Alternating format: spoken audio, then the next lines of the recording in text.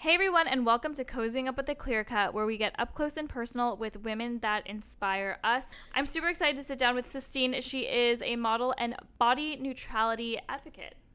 Thank you so much for being with us Thanks today. for having me. I'm really excited to be here. Awesome.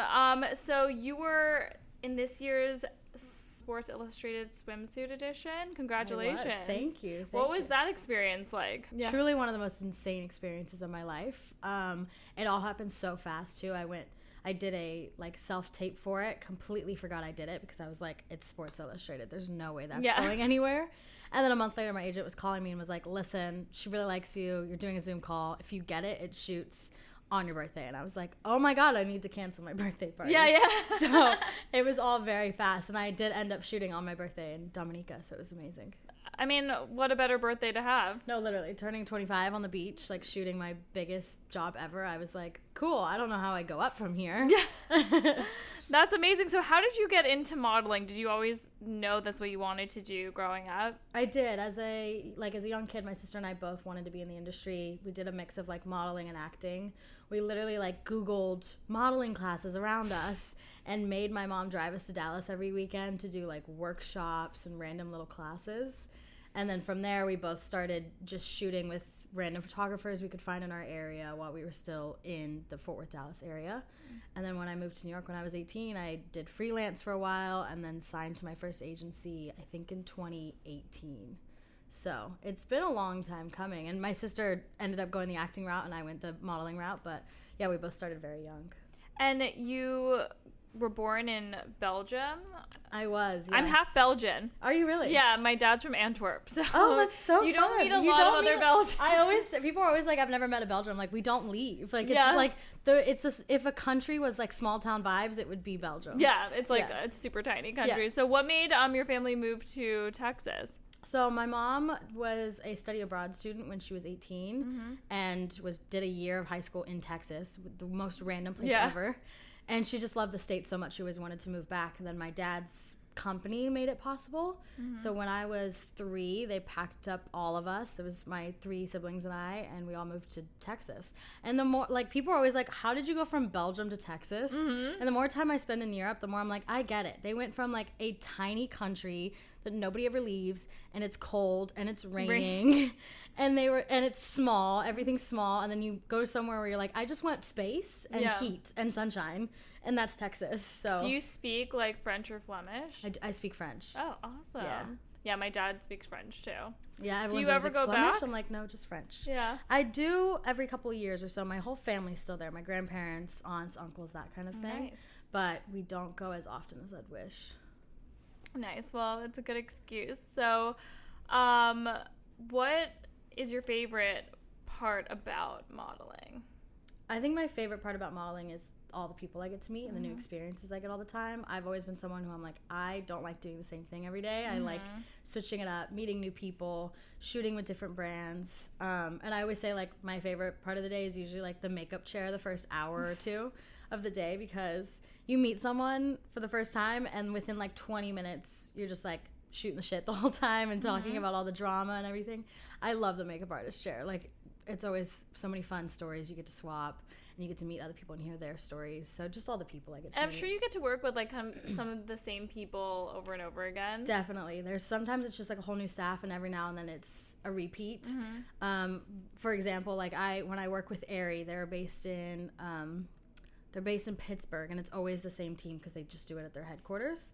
And every time I go, they're like, oh my God, you got to give us the updates of everything you were telling us last time. Yeah. So it's really fun making those connections, still having new connections, but just being able to meet new people all the time. Can you explain a little bit more about what body neutrality is? Yes. So body neutrality is a little bit different from body positivity in that it's not focusing on this need or obsession to love your body, but rather just accepting it as what it is and realizing that it doesn't need to be this aesthetic thing that you love or accept, but rather it just is. Your body is what allows you to move and to laugh with your friends and go swimming on the beach or to host a podcast. All those things our body allows us to do, and we can appreciate those things without it needing to be more. You can just say, hey, my body allowed me to get up today and move or do this, and that's all it needs to be. It doesn't need to be this aesthetic thing that I constantly love. And like body positivity is like kind of pushing to like love your body as it is. Yeah, I mean, there's a lot of great things about the body positivity movement, but I do feel like at some point it started turning into this thing where it's like there's no middle ground. You either hate your body or you love it. And it's like, if you don't love all your roles, if you don't love all your so-called imperfections, then like it's bad. And it's just like, it doesn't have to be that. We don't have to constantly say how much we love this certain part. It can just exist, you know? Like we can stop talking about it, honestly. Like it became a thing where it's like constantly have to sorry, I'm like blanking on the word. We constantly have to justify our imperfections and say like, no, I promise I love my roles. And it's like, you don't have to. You can just be like, oh yeah, I have roles. It is what it is, you know? Like, so I think that's where I started differing from it, where I was just like, okay, it's become kind of this whole obsession. And I don't know that that's necessarily helping a lot of people either. When we can just move on from having to constantly justify what our bodies look like rather than what they do. I feel like now, like we were in like a really like specific space where it was body positivity 24/7, and we had to like love every like so-called imperfection. And now like what I've been seeing a lot is people going like super thin and like really obsessing with like Ozempic and all of that kind of stuff on like the opposite definitely end of swinging back the other way, swinging back hard the other way. And I'm like, terrifying. Whoa, when did this happen? I just like started getting like used to this, you know? And that's what I'm saying. I think because the conversation never shifted away from our bodies and what they look like, it allowed that pendulum to swing back the other way, because we're still obsessed with what we look like, whether it's BBL or Ozempic, you know, like we're still obsessing over what we look like rather than just being like, let's just move on, you know? Totally. So can you tell us a little bit about your line with the swimwear company? Yes. So the line is with Laundry Bodywear.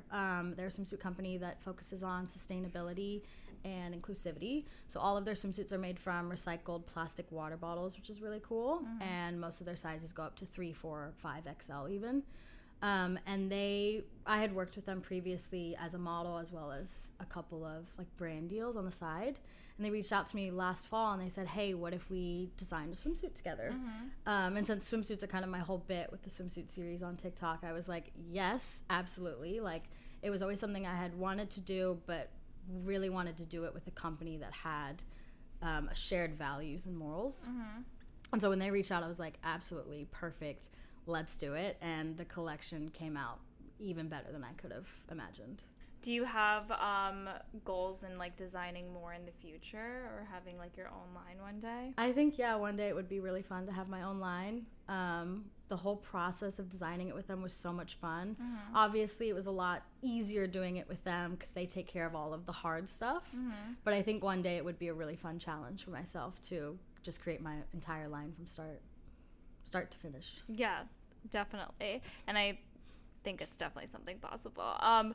So now, like in the world of modeling, like unlike in the past where, you know, you had like the supermodels and they were like just, you know, in print and you saw them there. Now I feel like there's a lot of models that you feel like with social media you get to know like personally. How did you get started on social media, and how do you feel like it is important like for like the future of modeling? I've always said when I wanted to model, I always said I don't want to just be a model. I don't want to just be a Kendall Jenner who's pretty and skinny. And, you know, that's what she is. I've always said, like, with modeling, especially to that degree, comes a platform and an ability to have a voice and speak on issues. And so I've always said, if I get to a point where I have that platform, I want to be able to speak about things. And it's part of the reason why I went to college, because I was like, okay, I need to learn about the world, figure out how things work, learn how to speak efficiently about issues I care about. And so that's what I did. And social media really helped me get to that point, because it would be a lot more difficult without it, especially TikTok, just it being a video form and it being a lot more natural where you can just talk about random things. So that was always my goal, was like, okay, I want to talk about these issues within the industry, within body positivity, within just like what it's like to be a woman in our society. And so TikTok's been great in helping me do that in combination with my modeling. When do you feel like most confident when modeling? I think I'm most confident in modeling, honestly, like when I'm on set. It takes me a minute when I get on set. Usually like 10 minutes just to like warm up, feel it out, get loosey-goosey. It really helps when they allow me to play my own music, which is a trick that Coco Rochade taught me. She's like, make sure you're in charge of music because it sets the mood for how you model. And so when they're like, okay, what do you want to listen to? I almost always say, give me an ABBA radio, because everybody loves ABBA. Everybody gets down with it, but it puts me in a good mood. And then I really open up to it. And as the day goes on, as I get to know the team around me more, I loosen up so much more. So usually by like 3 p.m. that day, I'm just all over the place, and that's when I'm at my best. But it does take me a second. Were you able to model your own swimsuit line, your collab? I was, yes. And what was that like? It was, so they basically said, do whatever you want. My best friend was actually, she just stepped up as the creative director on it because she has so many good ideas.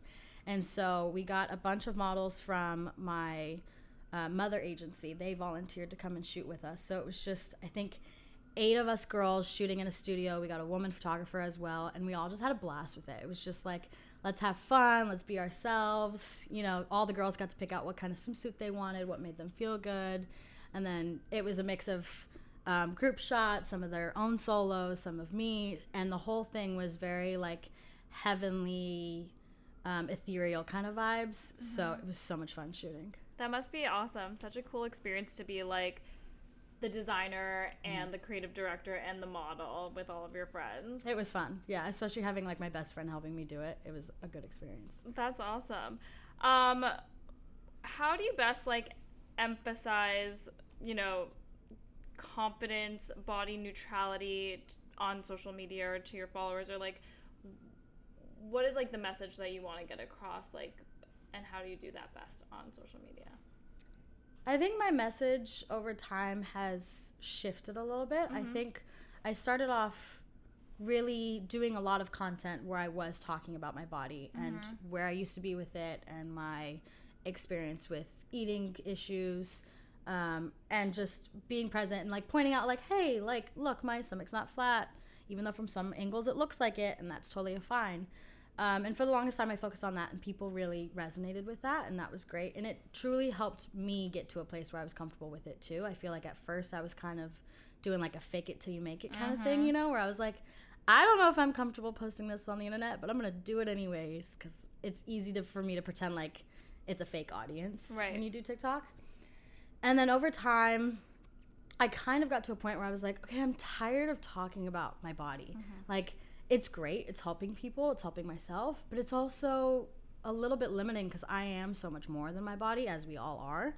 And so it got to a point where I was like, I'm just going to start posting more about myself and my life and what I like to wear and like what I like to do. And I'm doing all of these things while existing in a body that some perceive as not the beauty standard others do.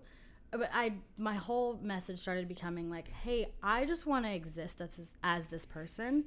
I don't necessarily need to be labeled as a curve size or plus size content creator. I'm just here vibing. And I'm showing you that you could also just vibe, and you don't have to come on here and justify that your size or how much you love yourself or whatever. Like, we can all just exist and not have to constantly talk about it. So it's kind of been shifting a little bit.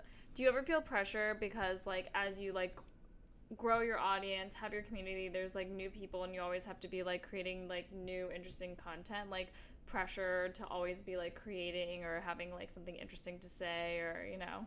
Definitely. I think especially with TikTok, it really is constantly pushing you to just do more and more and more.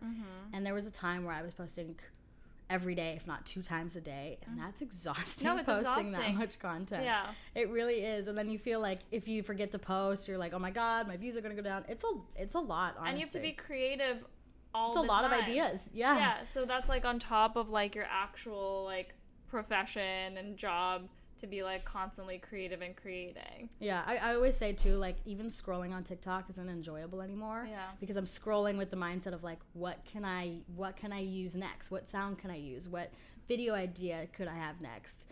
So it got to a point, honestly, where I was like just so burnt out that I had to step back and say, okay, you know, sometimes I'm in a creative mood and it comes flowing, and those times are great, and sometimes it doesn't, and it doesn't help to push it, honestly. It just when it happens, it happens. And if people like me, they stick around. And if I'm slowing down, like, usually it kind of works where whenever TikTok is slowing down, my modeling will pick up or vice versa. So luckily I've got like kind of a good pattern going, but sometimes content creation just sucks. Yeah. How do you find inspiration? I usually go to my like other content creators that I really enjoy watching. Someone once said, you know, you usually are best at creating what you like to watch. So go figure out what you like to watch. And so some of my mutuals, I'll just go look at their pages, see what they're doing. I recently got bored and started posting about my dating life, and that's been funny and interesting and has caused some issues, but it's been funny, you know? And so it's just like not putting myself in a box and feeling the need to create specific content has been a lot easier to just be like, okay, today I'm going to talk about how I'm painting my room, and tomorrow I'm going to talk about how I'm going on a date. And then maybe the next day I'll post a swimsuit, you know? Like, just letting it flow. Totally. I feel like a lot of people I've talked to that post, like, dating-specific content, like, people might be intimidated to, like, go on dates with them because, like, oh, my God, are you going to, like, talk about me on TikTok? It has gotten me into a little bit of trouble already. It's been interesting. And I've like, most guys I go on a date with, I don't tell them about TikTok. I'm like, I'm a model, and my TikTok's not really on my Instagram, so they don't normally see it. But every now and then a guy will go and like search me and find everything, and they just don't admit it. I usually don't so post, easy to like find. Especially with my name. Yeah, like one Google search, you know everything. I just feel like guys aren't as, at least I think, they're not as crazy about like pre-stalking the way girls are, where we're gonna know every single social media that you're on. I'm gonna check his LinkedIn. But I normally will post about the first date, maybe the second date, and I don't really go past that, just because like at that point I'm trying to maybe develop a relationship of some sort with this person, and that is a private thing. But the first date's always fun, you know? It's like, okay, I'm going on this date, this is what I'm wearing, this is how I met him, you know? And I don't give personal details, but there has been like some guys be like, listen, just don't post my face. I'm like, that's fine, I don't want your face on my page anyway. Yeah, I'm not gonna give you that exposure. Exactly. Awesome. So we are going to pivot a little bit to play a little bit of a diamond game. Let's do it. So we like to play this diamond game where we show different engagement rings. Okay. And you can tell me 1 to 10, 1 being your least favorite, 10 being your most favorite, where you would rate it, and kind of like what vibe it's giving off to you. Sounds and good. it's totally your personal preference, so there's no right or wrong This is me living in my total delusional fantasy because I am so far from being engaged. I can't wait. Well, it's just good. It's just good to, you know, plan. This is manifesting right here. Yes, totally. So the first one we have is a 5-carat oval diamond just set on a plain gold solitaire band. And feel free to, you know, you can try anything else. This is so pretty. Oh my God. I wish I could just like show everybody the way this thing sparkles. It's literally insane. Can I try it on? Yeah, of course. Wrong finger. Wow. You almost get like a seizure looking at it because it sparkles so much. Okay. So 1 to 10, what are your thoughts? 1 to 10. What's the vibe? I think a 7. I don't know if I love the oval shape. Okay. But damn, she is shiny. Okay, so we have a 7 for this one. Ovals were really, really popular the last, like, 3 years. Mm-hmm. Probably, like, top shape. Are they shape. still there, or are they starting Shifting. They're shifting, yeah. Next, we have a 5-carat radiant cut. Okay. With trapezoid side stones. So 3-stone ring. Oh, this one's fun, too. This is more, like, rectangular. I can't get over how shiny these are. This is insane. I like this one. What did I give the last one? A 7? Yes. Yeah, I think I would give this one an 8. Okay. This one's fun. We're making our way. A little bougier. Yes. The other one's a little softer, more like cottage core kind of vibe. Yes. This one's a little bit like, this is my business. This is more like a Texas vibe, I think. This is definitely a Texas vibe.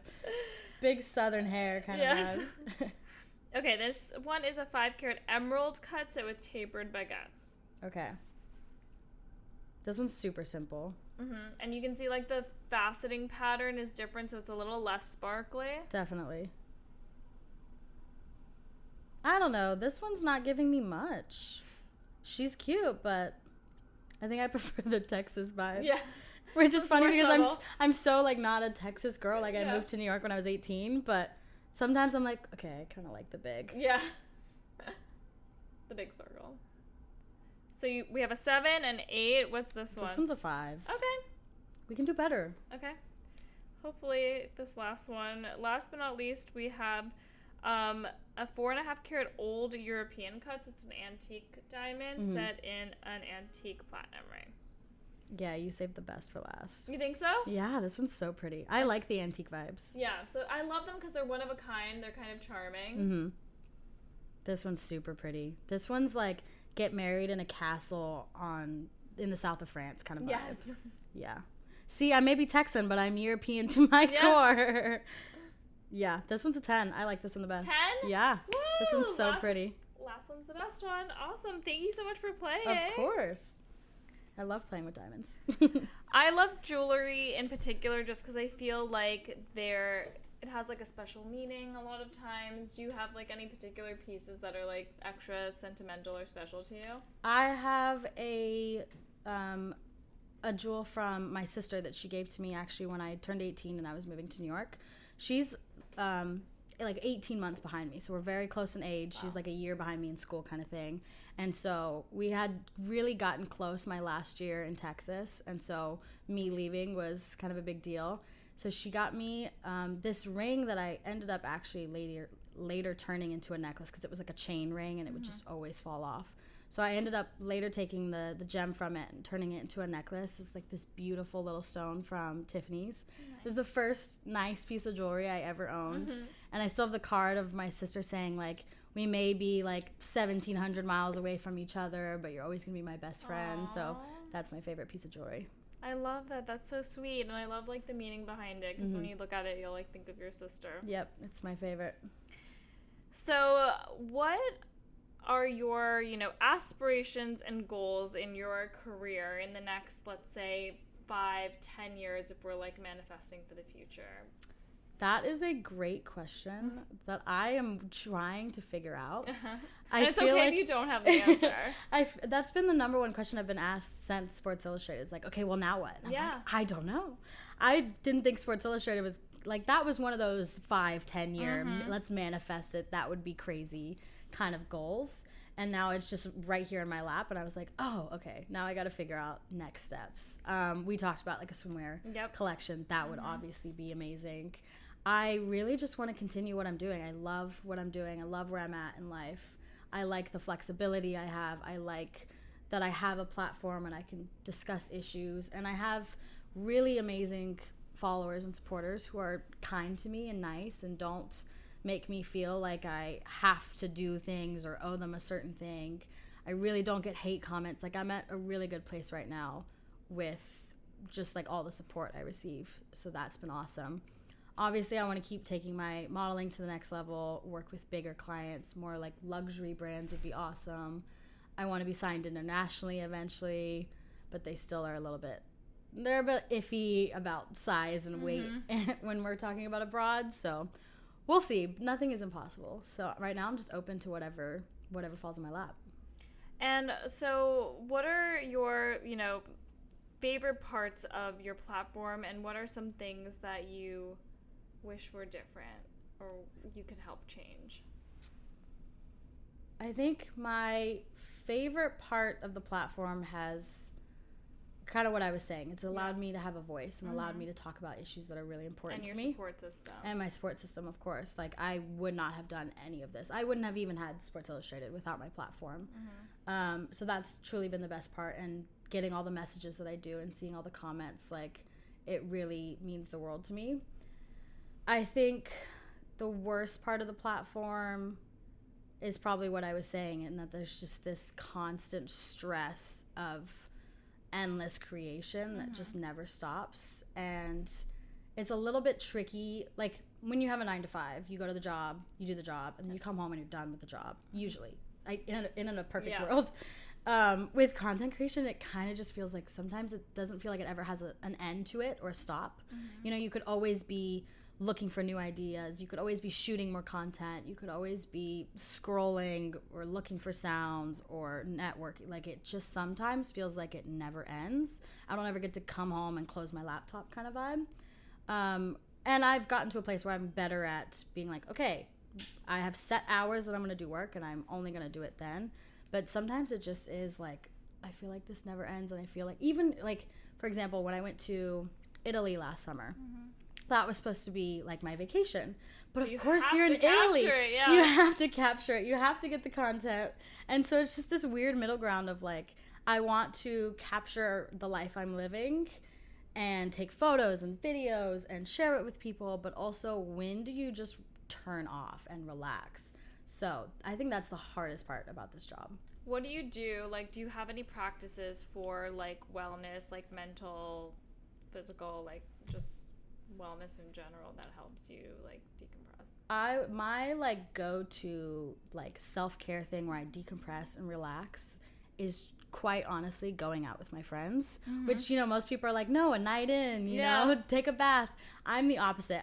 When I go out, I forget my phone exists. I don't like, some of my happiest memories this last year have been when I'm out with my friends dancing, and I have no memory of it in terms of like photos or videos because I just forget my phone exists. I love dancing. I love being out. I get to meet new people. And so that is my like decompressing. Like on the weekends, I want to go out and have fun and not think about anything in terms of content creation or TikTok or modeling. Like, I just want to go out and dance and have a good time. That's my wellness, which is kind of contradictory to what most people think of as self-care, but that's my go-to. Everyone has their own thing. If you could leave, you know, like a young girl who's aspiring to be, you know, a model in the future, like what advice would you give her? I think the best, I don't know if this is advice, but it's something I was told that really helped. My sister, when she was starting her acting career, her acting coach told her, it is not a question of if, it's a question of when. If you keep doing this, you will have the success you are looking for. And so she told me that. Yeah, and we just kind of became our thing where we were constantly like, listen, it's gonna happen, you know, and just keep going at it with that mindset of like, it's not if, it's when. And truly, you can apply it to anything. If you want something bad enough and you keep going for it, it will happen. Like, that's very inspirational. It's just such a little thing, but it's just like, if you want something bad enough, just go get it. Yeah. You know, like you control your own life. You're the creator of your own life. Obviously, a lot of situations make some things harder than others, but at the end of the day, you have your entire life to do it. So if you really want it, do it. Like, and like, go for it. Go for it. Who's to say you can't? Yeah, and I guess it's one thing to like, you know, wish for it and like write it down, but like you have to like make the steps towards doing that and achieving your goals every day. I'm obsessed with that.